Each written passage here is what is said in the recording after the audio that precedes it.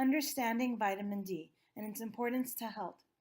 A presentation by Melinda, Patrick, Gabriella, and Erica. Vitamin D is part of a group of fat-soluble vitamins, which also includes vitamins A, E, and K.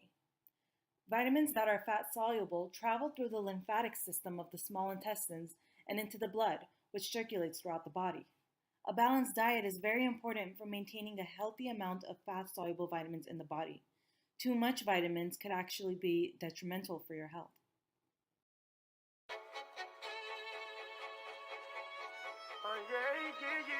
I mean, it's a lot of women out here that's just, they just deficient in so many things, man. Missing so many key nutrients in your life. I just want you to stay healthy in these streets, Somebody gotta give you some vitamin D, What Ludacris said in his song was true. Vitamin D is important for maintaining a healthy lifestyle for both men and women.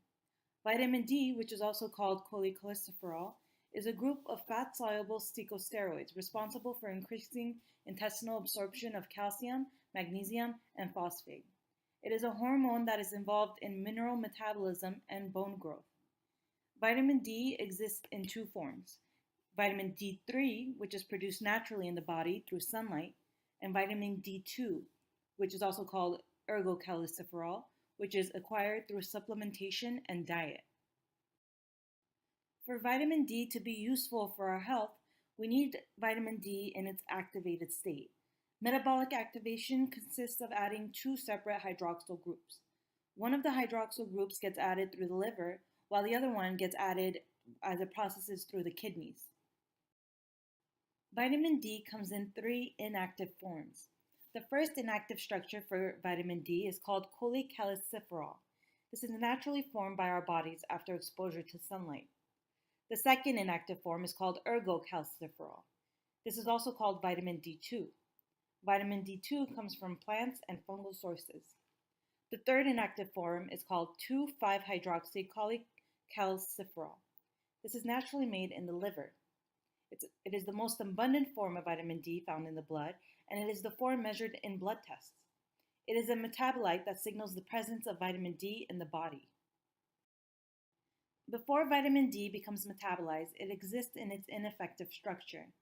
This inactive form exists both in vitamin D3 and also in vitamin D2. In this presentation, I'll be showing you the inactive forms of vitamin D3, and as you can see to the right, I have a structure of the first inactive form of vitamin D3, which is called cholecalciferol. It then becomes converted to form 2,5-hydroxycholecalciferol, and the structure is there on the left. You can see that the difference is the addition of the hydroxyl group. We can now start exploring the active structure of vitamin D. The active form of vitamin D is called 1,2,5-dihydroxycholecalciferol. Vitamin D must be lastly metabolized by the kidneys to form this active structure. By being metabolized by the kidneys, it adds an extra hydroxyl group, which gives it a total of 3 hydroxyl groups on the molecule itself. After being activated, vitamin D will bind to its receptors and turn on numerous genetic activities, which we will explore further on in this presentation.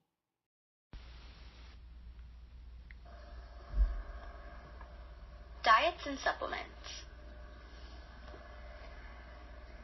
It's important to eat a healthy and balanced diet to obtain vitamins and minerals, which are necessary for proper growth and development.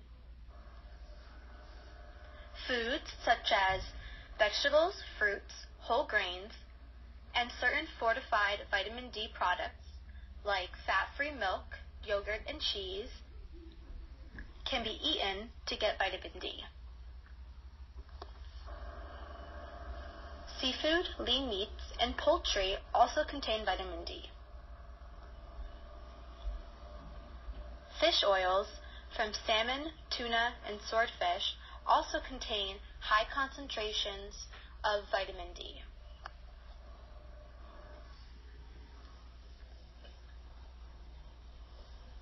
If you are not getting normal amounts of vitamin D from foods in your diet or adequate sun exposure, the alternative to take vitamin D or a multivitamin pill. Since age is a factor in determining how much vitamin D is normal, we can approximate a level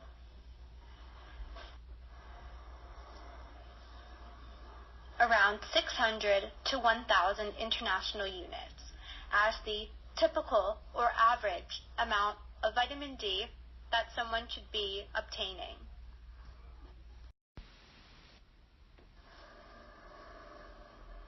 According to the chart, cod liver oil contains the highest amount of vitamin D per serving. At 1,360 international units, cod liver oil, a fish oil, can also be taken as a pill. These oils are very easily absorbed into the body, which is why many prefer to take fish oil pills as a supplement for eating certain seafood. Other foods that contain vitamin D include eggs, where vitamin D is found in the yolk, and also certain cereals, which contain fortified vitamin D.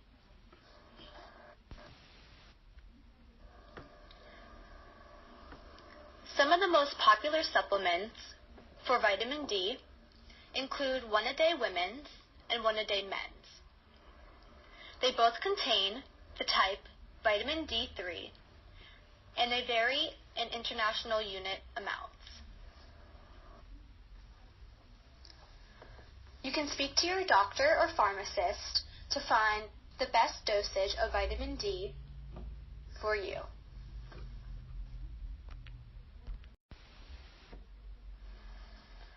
A normal level of vitamin D is at 54 to 90 nanograms per milliliter.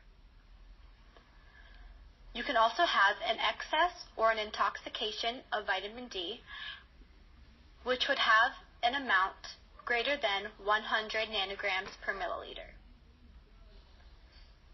An insufficient or deficiency of vitamin D would be at levels ranging from 20 to 32 nanograms per milliliter. A deficiency is any level lower than 20 nanograms per milliliter. This can result in rickets.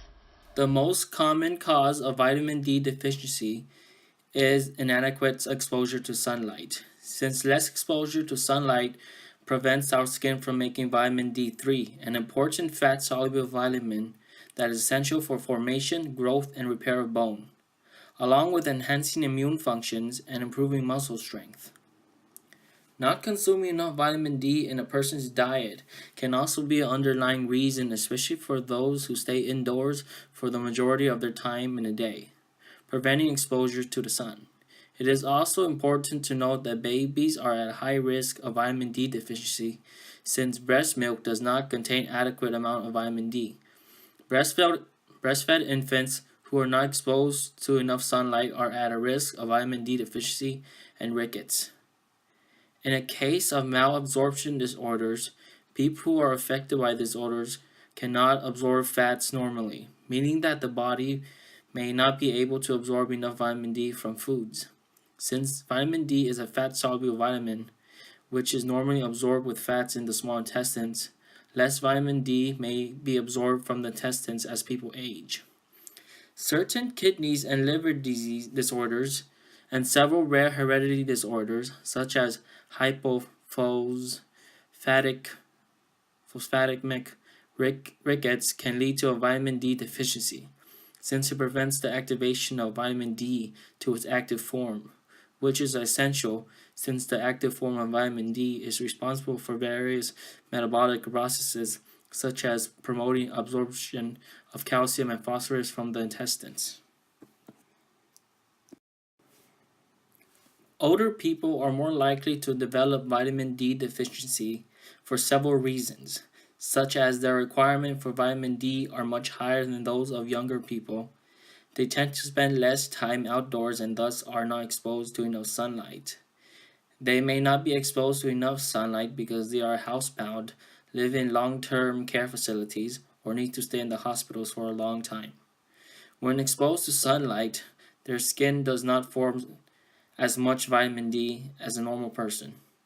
They may consume so little vitamin D in their diet that even taking vitamin D supplements in low doses, such as 400 units per day, does not prevent the deficiency. They may have disorders or take drugs that interfere with the processing of vitamin D. And so it is advised that older people should take 800 IU of vitamin D each day to keep their bones healthy, as well as periodic blood tests to check their levels of calcium, vitamin D, and parathyroid hormone. Although it is important to note that these symptoms may potentially indicate signs of vitamin D deficiency, they alone themselves do not necessarily correlate to the deficiency, meaning that a person who have any of these symptoms should go see their physicians for further tests to confirm.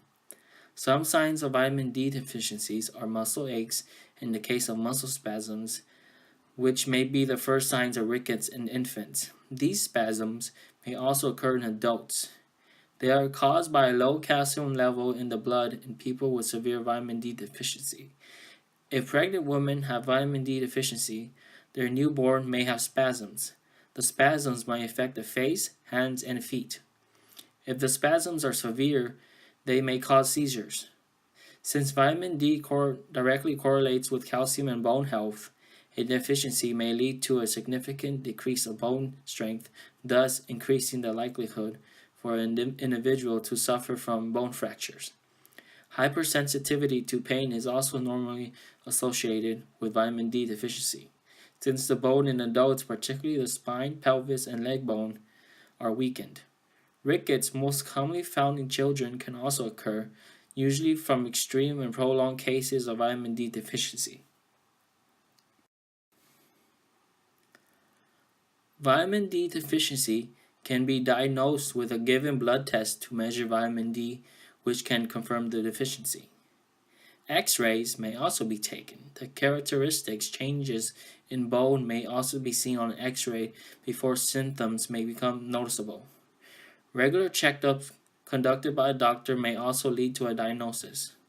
If a person reports an inadequate diet or inadequate exposure to sunlight to the doctor, or older adults, especially for those with decreased bone density or broken bones, such as the case with osteoporosis.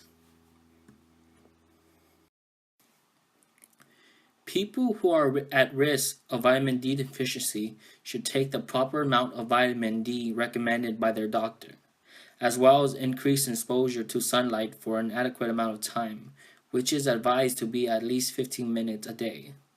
If muscle spasms are present or calcium is thought to be deficient, calcium supplements are also given. If phosphate is deficient, phosphate supplements are given. Usually, this combination of treatment leads to a complete recovery. Vitamin D toxicity, also called hypervitaminosis D, is a rare but potentially serious condition that occurs when you have excessive amounts of vitamin D in your body. Vitamin D toxicity is usually caused by a megadoses of vitamin D supplements, not by diet or sun exposure.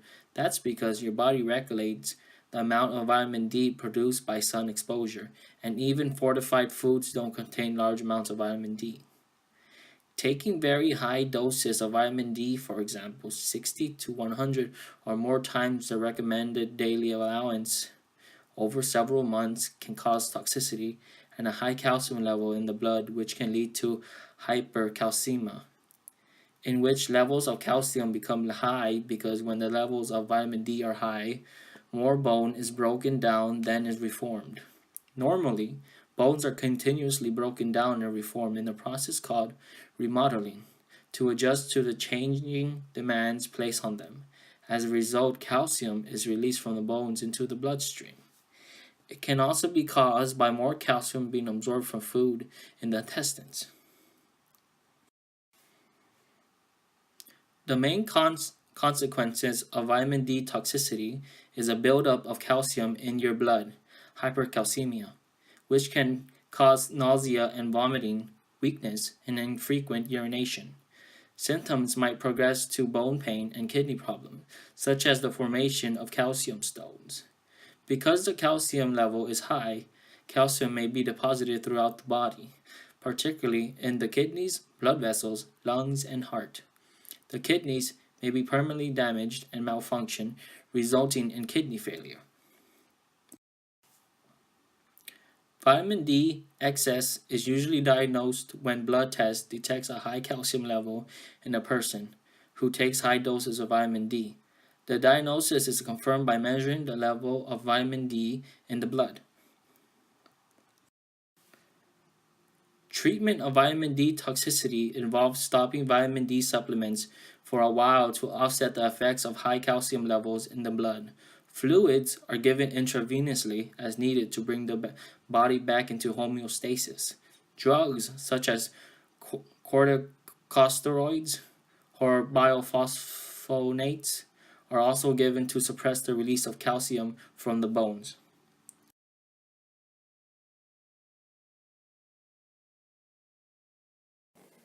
The main functions of vitamin D is that it increases the level of calcium in the blood by promoting an absorption of calcium ions from the gastrointestinal tract from the food we eat. It also stops parathyroid glands from increasing.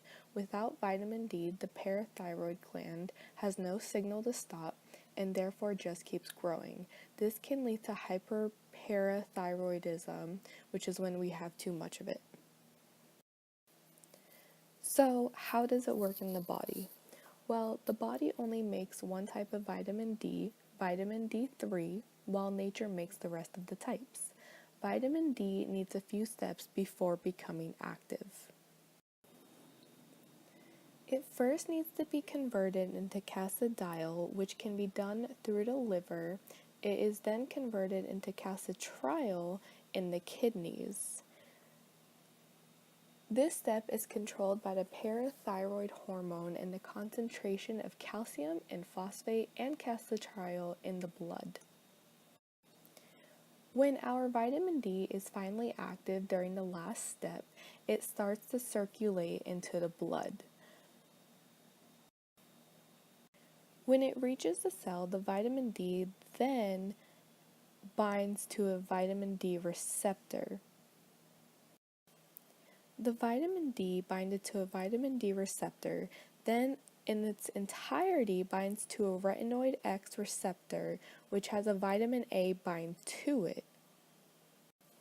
This makes a huge complex form with a vitamin D receptor, an RXR, and a vitamin A, all that gets sent through DNA, which can start transcription. This can then allow the body to use the vitamin D however it wants. All in all, vitamin D is a very important vitamin needed by the human body. We really appreciate you listening, and we hope that you learned something that you didn't know before. Thank you and have a great day.